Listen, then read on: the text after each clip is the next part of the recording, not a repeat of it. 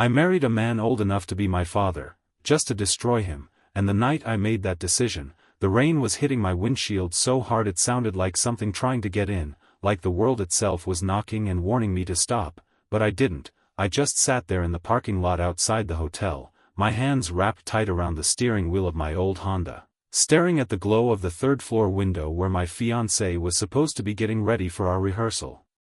dinner, and instead I saw his silhouette, and hers, and the way he leaned in like I had seen him lean toward me 100 times before, soft, familiar, practiced, like love wasn't sacred, just something he could hand out whenever it suited him, and I remember thinking how quiet everything felt in that moment, like the storm had gone mute, like my heartbeat had forgotten its job, because I didn't scream, I didn't cry, I didn't even move, I just watched until the light clicked off and the shapes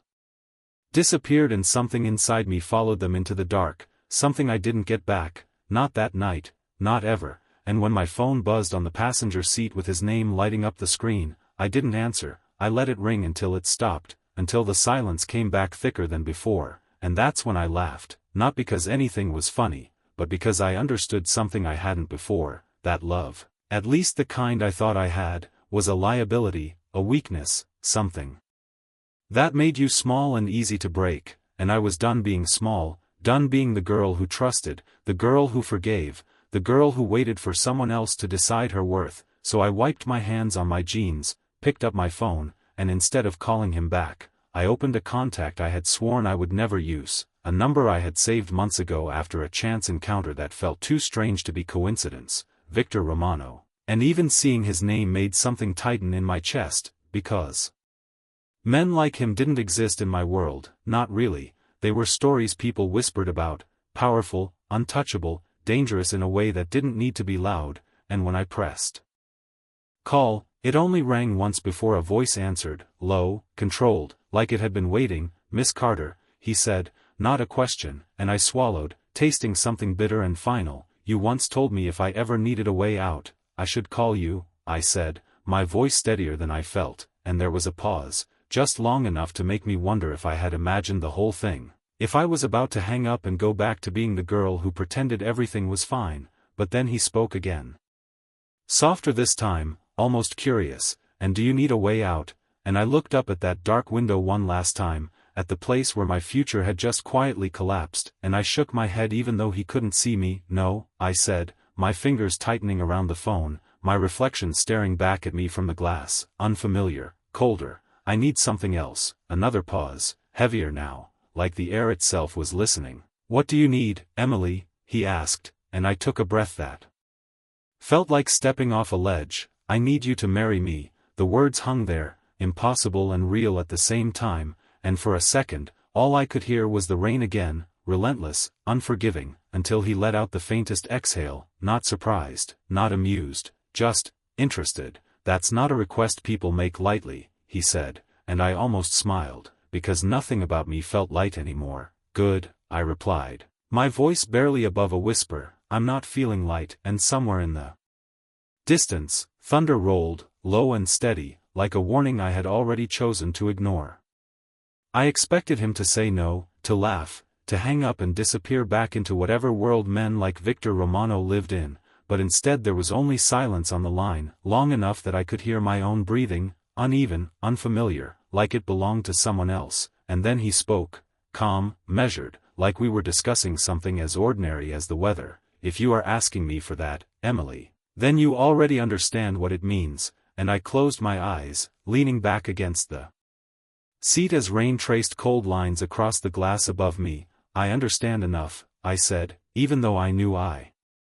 did not really, not the rules, not the cost, not the kind of man who could say yes to something like this without hesitation, and there was a shift in his tone, something sharper now, more focused. No, you understand that there is no leaving once you step into my world, he said, and the words should have scared me. They probably would have a few hours ago, but everything that was supposed to feel dangerous had already happened. It just had not worn a suit or carried a reputation. It had worn a smile and a promise and a ring, and I let out a slow breath, steadying myself against the weight of what I was about to do. Good, he replied, almost quietly, like he respected the answer more than the question. Then come to the address I am sending you. my phone buzzed instantly with a message, a location I recognized even before I opened it, a part of the city I had only ever seen from a distance. Where buildings did not just rise, they commanded, where everything looked polished, expensive, untouchable, and I hesitated for exactly 1 second before starting the engine, my car coughing to life like it always did, a reminder of where I came from, of the life I was about to leave behind, and the drive felt longer than it should have, every red light stretching out, every turn pulling me further away from the girl who had parked outside that hotel an hour ago. Until finally I pulled up in front of a building that did not need a sign to explain what it was, because everything about it said power, from the polished black doors to the men standing just inside, still, watchful, and when I stepped out into the rain, I felt it immediately, the way the air changed, like I had crossed an invisible line, one I could not uncross, and one of the men opened the door before I even reached it, his expression neutral, his voice respectful but distant. "Miss Carter," he said, like he had been expecting me. Like this had already been decided long before I made the call. And I followed him through a lobby that gleamed under soft lighting, my shoes echoing against marble floors that probably cost more than everything I owned combined, up an elevator that moved too smoothly to make a sound, until the doors opened into a space that felt less like an office and more like a statement, wide windows overlooking the city, dark furniture arranged with deliberate precision, and him, standing near the glass with his back to me, tall, still, like he had not moved since the moment I said yes, and when he turned, it was not fast, not dramatic, just controlled, every movement intentional, his silver hair catching the light, his eyes finding mine with a focus that made it impossible to look away, not because he demanded it, but because something about him made you want to understand, even when you knew you should not, and for the first time since that night began, I felt something close to uncertainty creep in, quiet but real, because this was no longer a decision made in the dark, this was real, standing in front of me, waiting, and he studied me for a moment, not my clothes, not the rain soaking through my jacket, but me, like he was reading something deeper, something I did not even know I was showing, and then he spoke, his voice low, steady, "Tell me why you want this," and I swallowed, the truth sitting heavy on my tongue, sharp, unpolished, "Because I want to stop being the one who gets hurt," I said, and something in his expression shifted, not softer, not kinder, just understanding in a way that felt more dangerous than anything else, and he nodded once, slow, decisive, like a deal had just been made without paperwork, without witnesses, without a way back. "Then we will make sure that does not happen again," he said, and I realized, standing there in that quiet, powerful room, that I had not just asked for a marriage, I had asked for protection, for control, for something that came with a price I had not yet begun to understand, and the way he looked at me in that moment made it clear, I was going to learn.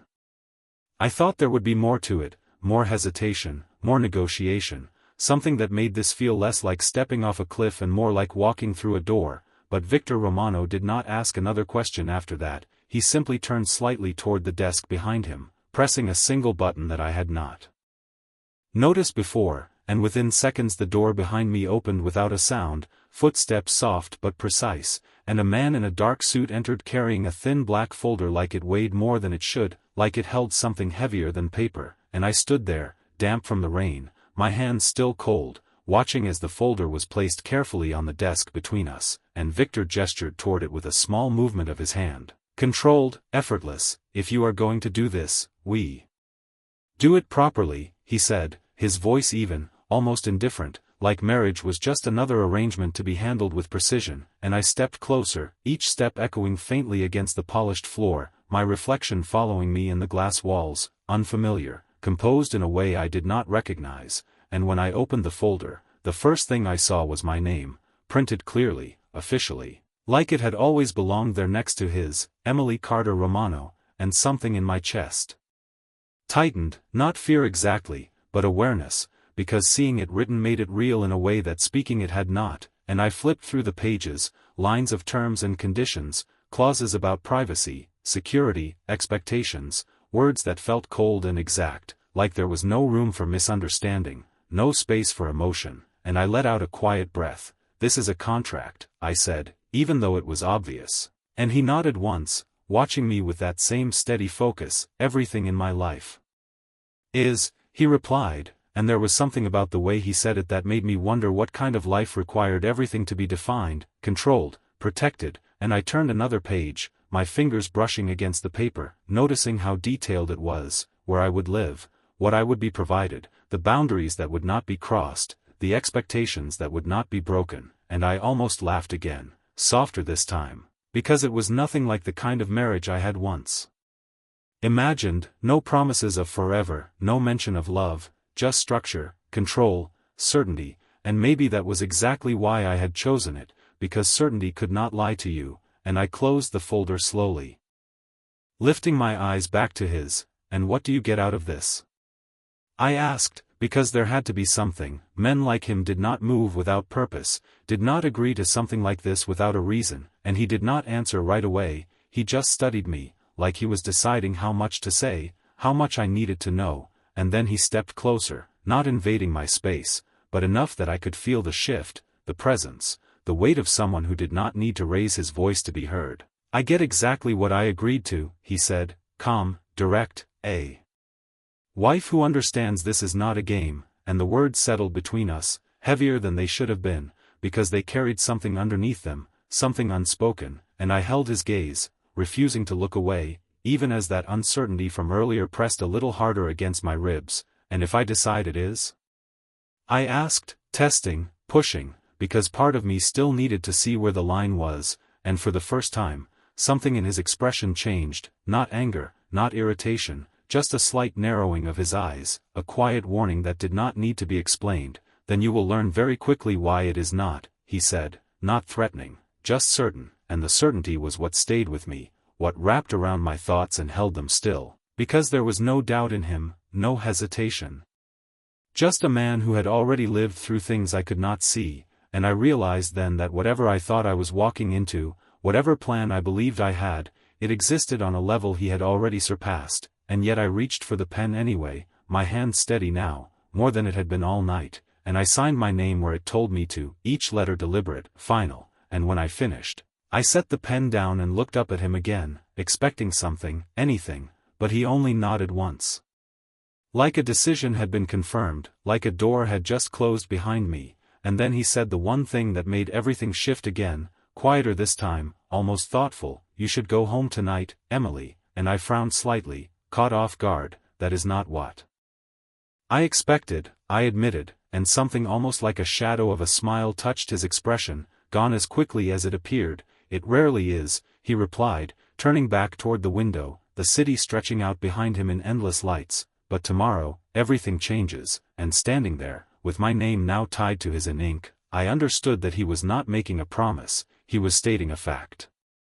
I did not sleep that night, not really. I lay in my bed staring at the ceiling as the sound of rain faded into a quiet, hollow stillness, the kind that made every thought louder, sharper, harder to ignore, and my phone stayed face down on the nightstand the entire time, even when it buzzed again and again with his name lighting up the screen, the man I was supposed to marry in a few weeks, the man who had already moved on before I even knew I had been left behind, and each vibration felt smaller than the last, less important, like a life I had already stepped out of, and by the time the sun pushed weak light through the blinds, I felt different, not healed, not stronger, just decided, like something inside me had locked into place and refused to move again. And when I finally stood up, the apartment felt unfamiliar, every object tied to a version of me that no longer existed, the framed photos, the half-packed wedding invitations on the kitchen counter, the dress hanging in the closet that suddenly looked like it belonged to someone else, and I walked past all of it without stopping, without touching anything, because none of it mattered anymore, not compared to what I had set in motion. And at exactly 9 o'clock, there was a knock on my door, precise, measured, not loud but impossible to ignore, and for a moment I just stood there, my hand hovering over the handle, because something in me understood that whatever waited on the other side was not a person, it was a point of no return. And when I opened it, 2 men stood there in dark suits, their posture straight, their expressions neutral, and one of them spoke my name like it had already been confirmed, Miss Carter, and I nodded, stepping back without a word, because there was nothing left to say, and they did not enter, they simply waited, and I understood, this was not a request, it was an invitation with only one answer, and I grabbed my keys, my jacket, nothing else, leaving behind everything that had defined me until yesterday, and the car waiting downstairs was nothing like mine, sleek, black, silent in a way that felt intentional, and as I slid into the back seat, the door closing softly behind me, I realized I had not told anyone where I was going, not my friends, not my family, not even myself, and the drive was quiet, no music, no conversation, just the city moving past the window in slow, steady lines, until we reached a place I had never been before, not even close, a gated property set back from the road, hidden in a way that made it feel separate from everything else, like it existed on its own terms, and the gates opened before we even stopped, smooth, effortless, and as the car pulled inside, I felt that same shift again, that invisible line being crossed for the second time in less than 24 hours, only this time it felt deeper, more permanent, and the house came into view slowly, large but not excessive, designed with quiet confidence instead of display, every detail deliberate, every angle controlled, and when the car stopped, the driver stepped out first, opening my door, and I hesitated for half a second before stepping onto the driveway, the air cooler here, cleaner somehow, and the front door opened before I could reach it, like the house itself was expecting me, and inside, everything was still, ordered, precise, no clutter, no noise, just space and silence, and him, standing at the far end of the room like he had been there the entire time, waiting, not impatient, not curious, just certain, and I walked toward him, each step echoing softly, my heartbeat steady in a way that surprised me, because I thought I would feel fear, doubt, something, but instead there was only that same quiet certainty from the night before, and when I stopped a few feet away, he looked at me the same way he had in his office, focused, unreadable, like he was measuring something I could not see, and then he spoke, his voice low, controlled, "You came," and I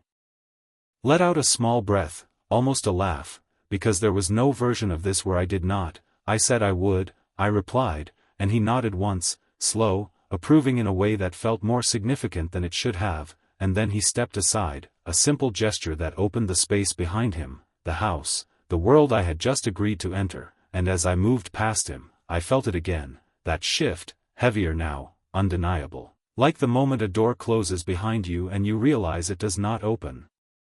from your side anymore, and his voice followed me, calm, steady, absolute, "Welcome home, Emily."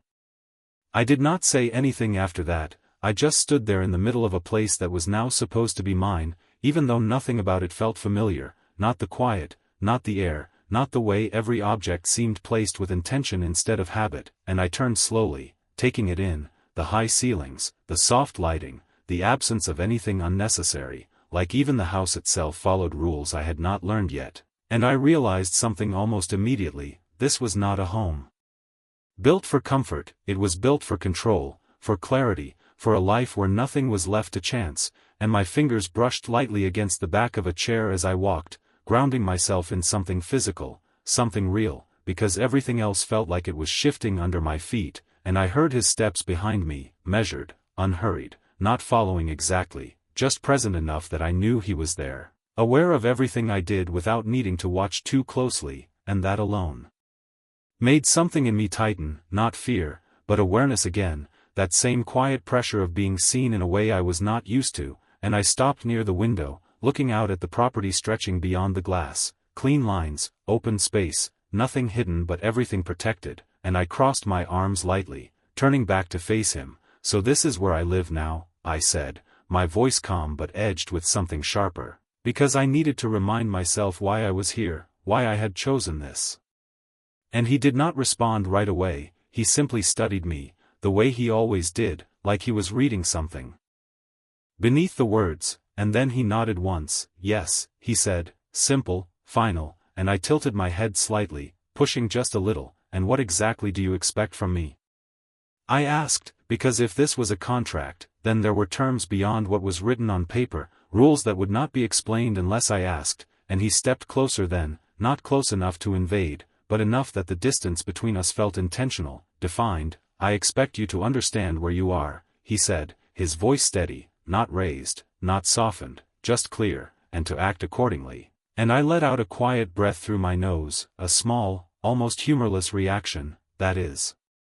vague, I replied, because it was, and because part of me wanted to see if he would clarify, if he would draw the lines sharper, but instead he watched me for a moment longer, and then he said something that settled deeper than anything else he had said so far. It is only vague if you think this is temporary, and the words landed slowly, deliberate, like they were meant to stay, and I felt that shift again, that internal resistance pushing back against something I had not fully acknowledged. And I straightened slightly, meeting his gaze without hesitation. Everything is temporary, I said, because that was the truth I had learned the hard way, the only one that felt reliable anymore, and for the first time, there was the faintest change in his expression, not disagreement, not approval, just recognition, like he understood that belief better than I expected, and he inclined his head slightly. That depends on what you are willing to build, he replied, and I almost laughed at that. Because building anything was not part of my plan, not here, not with him, but I did not say it out loud, not yet. Instead I stepped away from the window, creating distance again, reclaiming something that felt like mine, even if it was just space. Then I suppose we will see, I said, my tone even, controlled, matching his in a way that felt intentional now, like this was the language spoken here, not emotion, not impulse, but something quieter, sharper, and he nodded once more, like that was enough, like he did not need more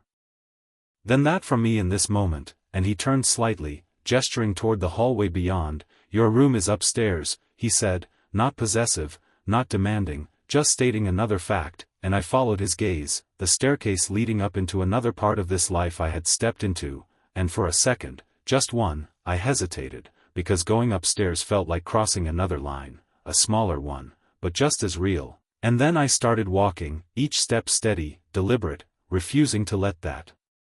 hesitation show, and as I reached the first step, his voice came again, quieter now, almost like an afterthought but not quite. Emily, he said, and I paused, turning just enough to look back at him, and the way he was watching me in that moment, calm, certain, unreadable, made something in my chest tighten again, because there was no doubt in him at all, none, and then he added, do not mistake control for weakness, and the words followed me up the stairs, settling into the silence behind me, like something I was going to have to understand sooner than I expected. The room upstairs was larger than my entire apartment, but it did not feel overwhelming. It felt intentional, like every piece of furniture, every line, every shadow had been placed with a purpose I had not learned yet, and I stood just inside the doorway for a moment, letting the silence settle around me, heavier than it should have been, because there were no sounds of neighbors, no distant traffic, no hum of anything familiar, just quiet, controlled, absolute, and I walked in slowly, my fingers brushing against the smooth surface of a dresser, the fabric of the curtains, grounding myself again in something real, something I could touch, because everything else still felt like a decision I had not fully caught up to, and when I reached the bed, I stopped, looking at it for a second longer than necessary, not because of what it was, but because of what it meant, permanence, expectation, a life that had already been arranged before I stepped into it, and I exhaled quietly, turning away, moving toward the window instead, pulling the curtain back just enough to see the property below, the clean lines, the open space, the subtle movement of security I could barely detect unless I was looking for it, and I realized something then. I was not just inside a house, I was inside a system, one that functioned whether I understood it or not, and the thought should have made me feel trapped, but instead it made me feel steady, like chaos had been replaced by structure, even if it was not mine, and I let the curtain fall back into place, turning as I heard a soft knock at the door, not loud, not intrusive, just present, and when I opened it, a woman stood there, composed, professional, her posture straight but not rigid. Miss Carter, she said, her voice calm, respectful, and I nodded automatically, still adjusting to hearing my name spoken like that here, like it belonged in this space. Mr. Romano asked that you have this, she added, holding out a garment bag and a small box, both handled with care, like they were expected to matter, and I took them slowly, feeling the weight of something more than fabric and metal. Thank you, I said, my voice quieter than I intended, and she inclined her head slightly before stepping back, leaving me alone again with the silence, and I closed the door, setting the items on the bed, hesitating for just a moment before unzipping the garment bag, revealing a dress that was simple but precise, tailored in a way that suggested it was made specifically for me, not guessed, not approximated, and that alone made something shift inside me, because it meant he had already known my measurements, my size, details I had not given him directly, and I picked up the small box next, opening it carefully, revealing a ring, understated, elegant, not overly large but impossible to ignore, and I stared at it for a moment, my reflection catching in the metal, distorted but clear enough to recognize, and I let out a slow breath, because this was the part that felt the most real. More than the contract, more than the house, this, the symbol, the thing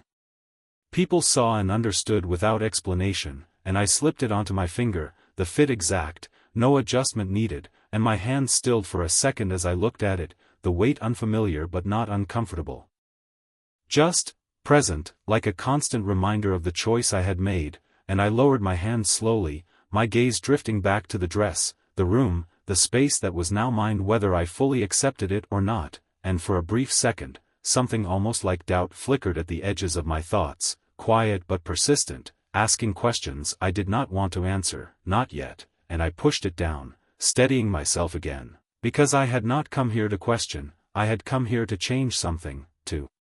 take control of something that had been taken from me, and I reached for the dress, my movements deliberate, controlled, matching the rhythm of everything around me, and as I did, his words from earlier settled back into place in my mind, clear, unshaken, do not mistake control for weakness, and I realized then that whatever I thought this was going to be, whatever game I believed I was playing, it was already deeper than that, already something that required more than anger, more than revenge.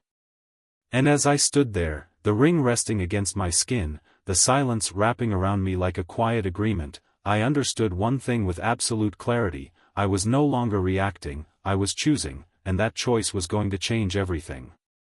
I did not rush, not with the dress, not with the decision, I moved slowly, deliberately, letting each second stretch just enough for me to feel in control of it, because that was the only thing that mattered now, control, and as I slipped into the dress, I noticed how perfectly it fit, how it followed the lines of my body without effort, without adjustment, like it had been made with certainty instead of guesswork. And that realization settled deeper than I expected, because it meant he had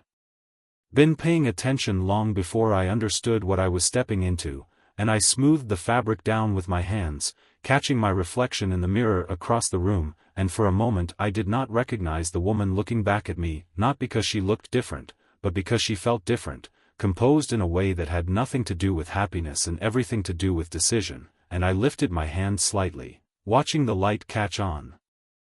the ring, the small, precise detail that now defined everything without needing explanation, and I exhaled slowly, steadying myself before turning toward the door, because hesitation was not something I could afford anymore, not here, not with him, and when I stepped into the hallway, the quiet greeted me again, unchanged, as if the house itself had not noticed anything had shifted, and maybe it had not. Maybe this was just another day in a world that operated on its own rules, and I walked down the stairs with measured steps, each one echoing softly, controlled, until I reached the bottom and saw him standing exactly where I had left him, as if time had not moved for him at all, his posture the same, his presence just as steady, and when his eyes lifted to meet mine, there was no surprise there, no reaction that gave anything away, just that same calm focus that made it impossible to tell what he was thinking, and I stopped a few feet away, holding his gaze, refusing to look down. Because this was the part where I reminded myself why I was here, why I had chosen this, and for a second, nothing was said, the silence stretching between us, not uncomfortable, just deliberate, until he spoke, his voice low, even, "You understand what this means now," and it was not a question, it was a statement, one that expected acknowledgement rather than explanation, and I tilted my head slightly, considering my answer before giving it. "It means people will see what they want to see," I said, my tone steady, controlled, "and we will let them," and something in his expression shifted again, not visibly, not in a way anyone else would notice, but I felt it, a quiet recognition, like I had said something that aligned with the rules he lived by, and he nodded once, slow, deliberate. "Good," he replied, and then he stepped closer, not enough to close the distance entirely, but enough to make the space between us feel intentional, defined, and I felt that awareness again, sharper. Now, because proximity with him was never accidental, never careless, and he studied me for a moment longer, his gaze moving just slightly, taking in the details, the dress, the ring, the way I carried myself, and I realized then that this was not about appearance, it was about alignment, about whether I fit into the world he had already built, and I straightened subtly, matching his stillness with my own, refusing to give him anything uncertain, and after a moment, he spoke again, quieter this time, almost reflective. "They will assume this is about power," he said, and I let out a small breath, not quite a laugh. "Because that part was not wrong, is it not?"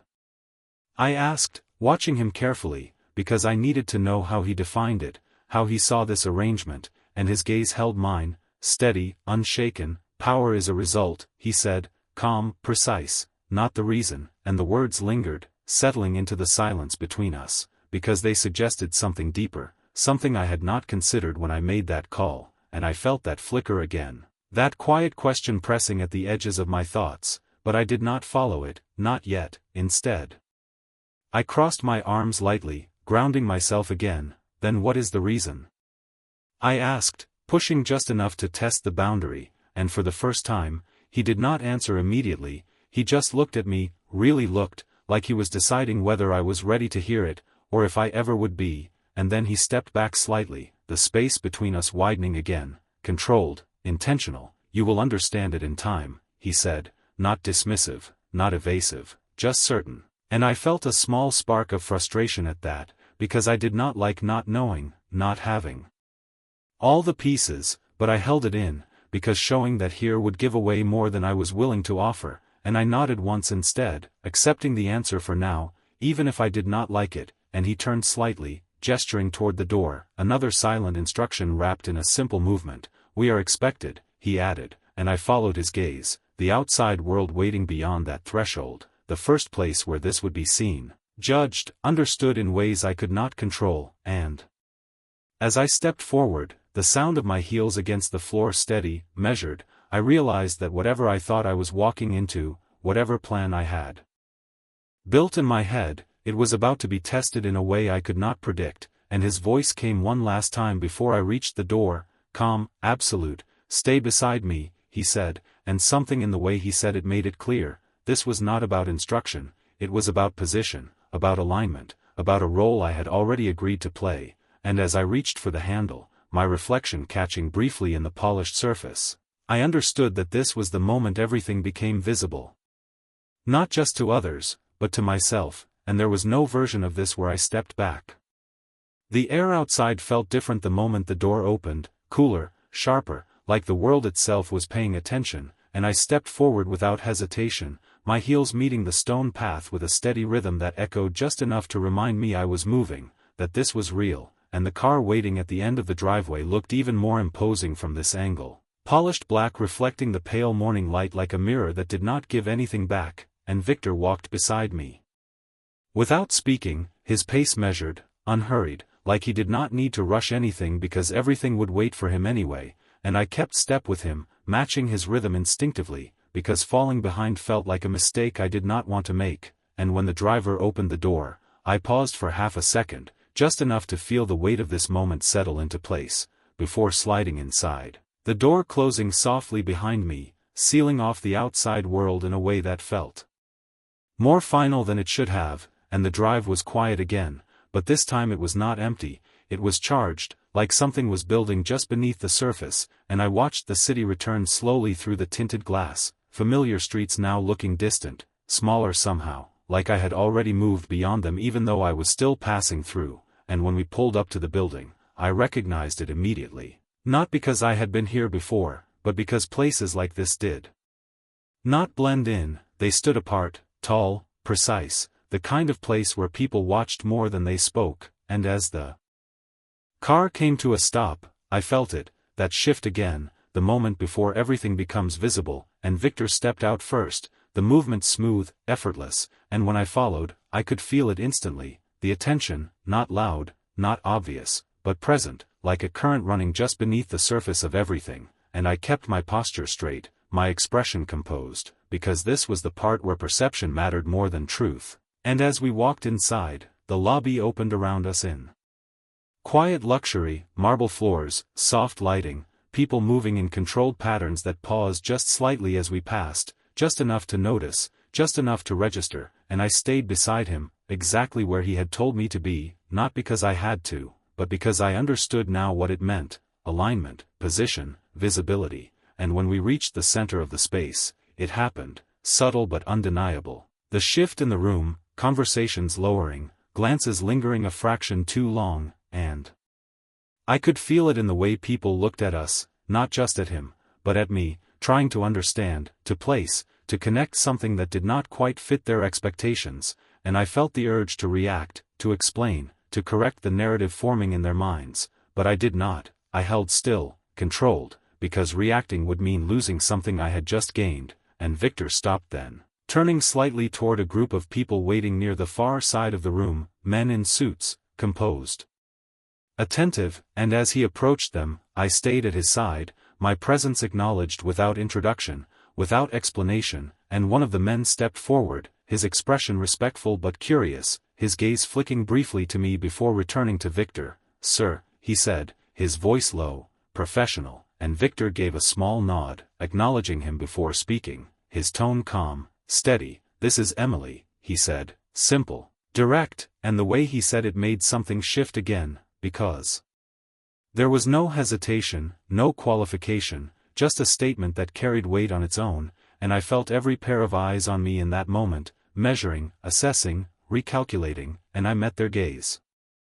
without flinching, because this was the role I had stepped into, the one I had chosen, and if I showed uncertainty now, it would follow me, define me before I had the chance to define myself. And one of them inclined his head slightly, respectful, careful. "Welcome," he said, and I gave a small nod in return, controlled, deliberate, because anything more would have been too much, and Victor's presence beside me remained unchanged, steady, like a constant that did not need reinforcement. And as the conversation around us continued, shifting into business, into things I was not meant to fully understand yet, I realized something I had not expected. I was not invisible here, not secondary, not overlooked. I was being placed, positioned, woven into something larger, something that had existed long before I arrived, and the weight of that settled quietly into my chest, not heavy, not suffocating, just present, like the ring on my finger, like the silence in his house, like the decision I had made. And as I stood there, listening, observing, feeling the way the world adjusted around us, I understood one thing with a clarity that cut through everything else: I had not just entered his world, I had been introduced to it, and there was no going back to being unseen. The conversation around me continued, steady, controlled, words exchanged with precision instead of volume, and I listened without trying to understand every detail, because I realized that understanding everything was not the point. Presence was, and I stood there beside him, feeling the subtle shift in how people adjusted themselves, the way they spoke a little more carefully, the way their eyes returned to me even when they tried not to, and it was not curiosity anymore, not entirely, it was calculation, quiet, measured, like they were trying to determine where I fit, what I meant, and more importantly, what I might become. And that thought should have unsettled me, but instead it grounded me, because for the first time in a long time, I was not reacting to someone else's choices. I was shaping my own position, even if I was still learning the rules of the space I had stepped into. And when Victor's voice cut through the conversation again, low and steady, everything shifted just slightly, attention tightening, aligning. "We will move forward as discussed," he said, simple, final, and the men around him nodded almost immediately. No hesitation, no questioning, just agreement. And I felt it again, that quiet realization of how his world functioned, not through force, not through noise, but through certainty, the kind that did not need to be explained because it had already been proven. And as the conversation came to a close, the group dispersing with quiet efficiency, one of the men lingered just a fraction longer, his gaze settling on me with something more direct this time, not disrespectful, but intentional. "You will find this place different," he said carefully, choosing his words like they mattered more than usual, and I met his gaze without shifting, without softening, because I understood what he was really saying. Not about the place, but about the life, the expectations, the unseen weight of everything surrounding it. And I inclined my head slightly, controlled, composed. "I already have," I replied, and something in his expression changed, a brief flicker of acknowledgement before he stepped back, leaving us alone in the center of the room again, and the silence that followed was not empty, it was full, charged with everything that had just happened, everything that had just been set into motion. And I turned slightly toward Victor, my arms resting naturally at my sides, my posture steady, because this was the moment where I expected something, a reaction, an explanation, anything that would define what came next, but he did not rush it, he never did, he simply looked at me, that same steady focus, that same unreadable calm, and for a second, it felt like the rest of the world had faded out again, leaving just that space between us, deliberate, intentional, and then he spoke, quieter this time, almost reflective. "You did not hesitate," he said, and I let out a small breath, considering that before answering, because it was true, I had not when it mattered, not when it counted, there was nothing left to hesitate over, I replied, my voice even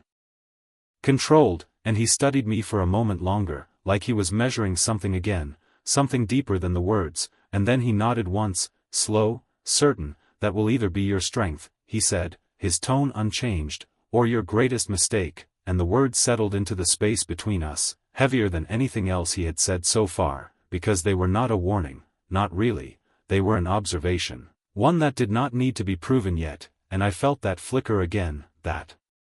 quiet edge of something I could not fully name, not doubt, not fear, something sharper, more aware, and I lifted my chin slightly, holding his gaze, refusing to let that uncertainty show. "I do not plan on making mistakes," I said, and for the first time, there was the faintest hint of something in his expression that could have been approval, or maybe just recognition, it was impossible to tell, but it stayed long enough for me to notice before it disappeared again, replaced by that same calm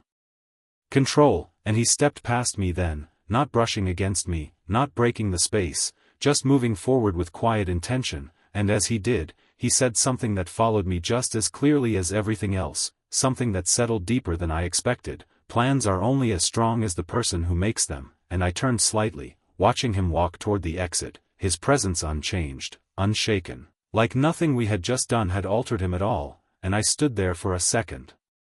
longer, feeling the weight of his words settle into place, because they were not a challenge, they were a truth, one I would have to face whether I was ready or not, and as I finally moved to follow him, my step steady, my reflection catching briefly in the polished marble beneath me, I realized something that shifted everything just a little further. I had come here to break something, to take control, to make sure I was never the one left standing in the dark again, but standing here, in this world that moved with quiet certainty and unseen rules. I understood one thing with absolute clarity: this was not just about what I could do to him, it was about what this world was going to do to me. And for the first time since that night in the rain, I was not entirely sure which one of us would change more.